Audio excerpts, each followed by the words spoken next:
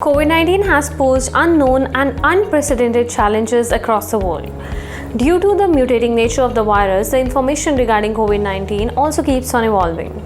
To aid our understanding of how the virus evolves, the Government of India had established Indian SARS-CoV-2 Genomics Consortium, or INSACOG. Let's get to know more about it. The Indian SARS-CoV-2 Genomics Consortium, or INSACOG, is a national multi-agency consortium of genome sequencing laboratories established on 30th December 2020. Initially, this consortium had 10 laboratories.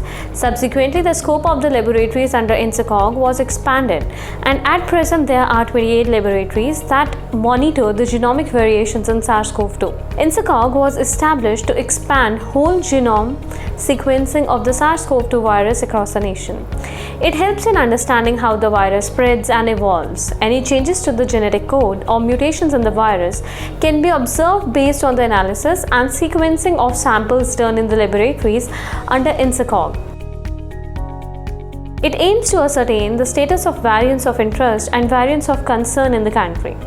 It establishes different kinds of surveillance mechanisms for early detection of genomic variants and provides assistance in formulating effective public health responses.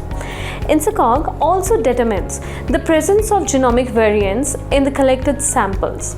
It is worth mentioning that the initial focus of the country was on restricting the reach of variants of concern. Even the entry of these variants has been carefully tracked by INSACOG. Subsequently, the INSACOG laboratories had also identified Delta and Delta Plus variants through whole genome sequencing analysis. Now, let's get to know the procedure for sending samples to INSACOG laboratories. The Integrated Disease Surveillance Program machinery coordinates sample collection and transportation from the various districts to regional genome sequencing laboratories.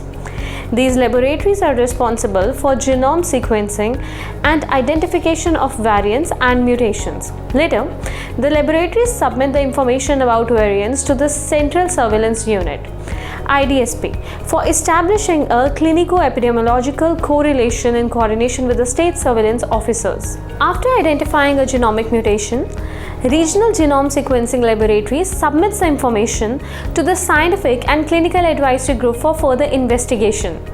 Scientific and Clinical Advisory Group has been established to support INSACOG.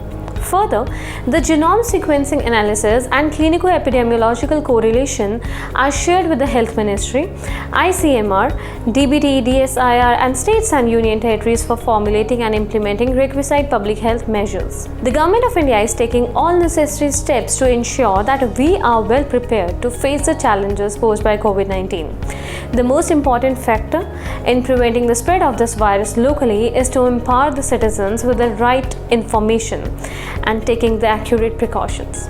We will be back with some more updates. Thanks for watching.